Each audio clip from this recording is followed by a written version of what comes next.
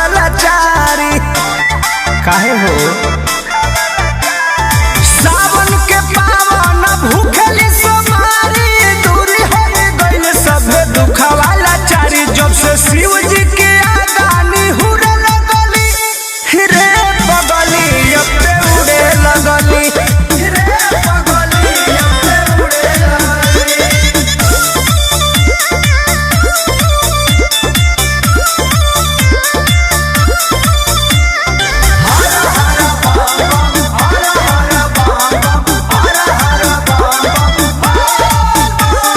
पहिले से ज्यादा तोहर होता प्रगति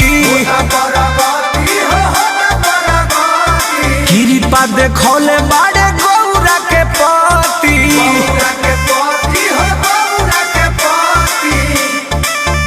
हाँ पहिले से ज्यादा तोहर होता प्रगति कृपा देखौले बाड़े गौरा के पति रेल होके बेल पाता तुरे लगली रे बगली जब ते उड़े लगली रे बगली जब ते उड़े लगली।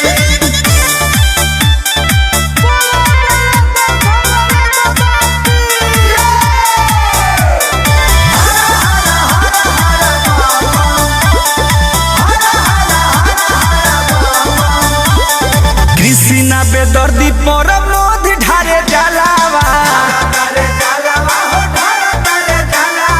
पंकज के भोला बाबा कब दिहे फलावा